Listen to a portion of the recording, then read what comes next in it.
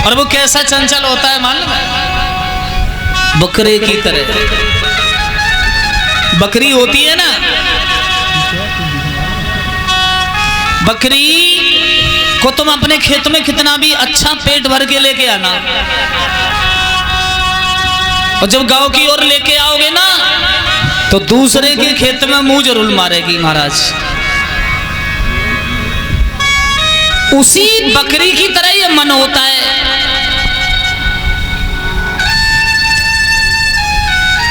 और हमारे इस मन को रोकने के लिए हमें सत्संग और ज्ञान की जरूरत है महाराज।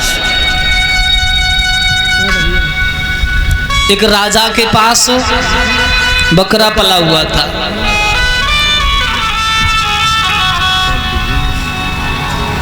और राजा के पास से जब बकरा पला हुआ तो राजा ने एक बार भरा दरबार लगाया। उस भरे दरबार में ये कहा कि जो इस बकरे को पिला देगा हम उसे अपना आधा राज्य समर्पित कर देंगे।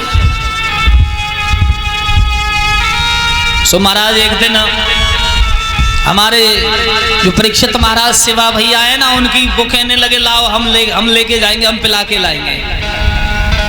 सो रस्सी लई और हमारे परीक्षित महाराज उसे बड़ी बड़ी हरी घास खिलाते हुए तमाम जंगल में घूमते फिरे। अब महाराज शाम को जैसे गांव में प्रवेश किया तो गांव के लोग सोचने लगे महाराज पंडित जी तो बन गए राजा, ये तो बकरा बहुत पिला हुआ है, पेट रीढ़ की हड्डी से ऊपर जा रहा है। राजा के दरबार में पहुंचे, महाराज की जय हो। तो महाराज कहने लगे भैया ले आए? हाँ महाराज, तुम्हारा बकरा बिल्कुल पिला हुआ है। राजा ने थोड़े से गेहूं के दाने लिए और मुट्ठी में लेके बकरा की मुंह की तरफ करे तो वो खा गया। तो राजा कहने लगा भैया अभी तो खा रहा है, ये भूखा है, ले जाओ उसे। तो हमारे शिवा भैया बोले भैया पूरे दिन तो है गो, अब आज के बाद हम तो ले नहीं जाएंगे इसे। दूसरे दिन एक नौजवान और बोले चलो आज हम देखते हैं। तो वो भी बेचारे पूरे जंगल में घुमाते फिरे, दरबार में फिर लेके आए तो उन्होंने भी यही देखा कि राजा ने थोड़ा रोटी का टुकड़ा लिया, बकरा के मुंह की तरफ किया, वो रोटी खा गया, बोले ले जाओ भूखा है। अब उस राज्य के लालच में 6 महीने हो गए महाराज, और बकरा की खा खा के सूअर जैसी गर्दन है कि खूब मोटो है। तुमने देखा कि जो फ्री की घाटा लगती भी बहुत है, लेकिन फ्री की निकल भी बहुत जल्दी जाती है। जब तक खाते रहो तुक्का चलता रहेगा, जिस दिन निकलेगी उस दिन निकल ही जाएगा।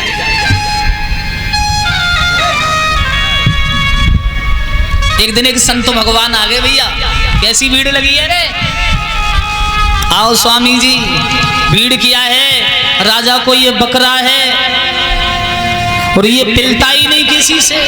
तो महात्मा जी बोले लाओ, ये कितनी देर को काम है, 2 मिनट को। सो रस्सी लई महाराज, और महात्मा की कुटिया पे घास बड़ी अच्छी खड़ी। सो बाबा ने एक खूंटा बीच में गाड़ो और बकरा की गर्दन की रस्सी बाह में बांधी, बराबर से कुर्सी डाली और हाथ में एक सोटा ले लो, बड़ा अच्छो चिकनो सो। बकरा बोलो आज बहुत अच्छी घास खाए को मिलेगी। और बकरा ने जैसे नीचे को खाए को मन करो, सो बाबा ने एकदम धड़ाम देसी काट पे दो। बकरा बोलो जी कौन सी बला आएगी आज से। थोड़ी देर बकरा ने प्रतीक्षा और करी महाराज, थोड़ी देर प्रतीक्षा, पेट में कुछ भूख और लगी तो बकरा ने फिर खाने को 2-4 मुंह मारे। तो बाबा ने दूसरी तरफ से धड़ाम देसी सोटा। दिन के 12 बज गए, भूख के मारे बिल्कुल इधर को गिरे।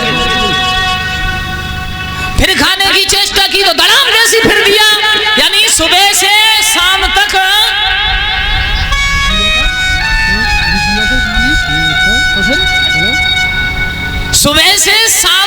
इतना कष्ट उसे दिया कि जब बकरा खाए को नीचे को मन करे और बाबा दूर से डंडा हलावे तो बकरा के अब ना खाऊंगा। एक आंख व बकरा की बाबा के सोटा पे लगी रही। बोले अगर मैंने कुछ खाया तो ये सोटा बिल्कुल पीठ पे पड़ेगा। मारे मारे डंडा के मारे उसकी खाल को उधेड़ दिया महाराज। बाबा दूर से डंडा हलावे तो बकरा के अब नहीं खाऊंगा। बाबा ने कहा चलो महाराज। रस्सी पकड़ी, राजा के दरबार में पहुंच गए महाराज। तन की खाल बिदर उधड़ी हुई है। राजा को क्रोध आ गया, मेरे इस बकरे का तुमने हाल क्या किया है?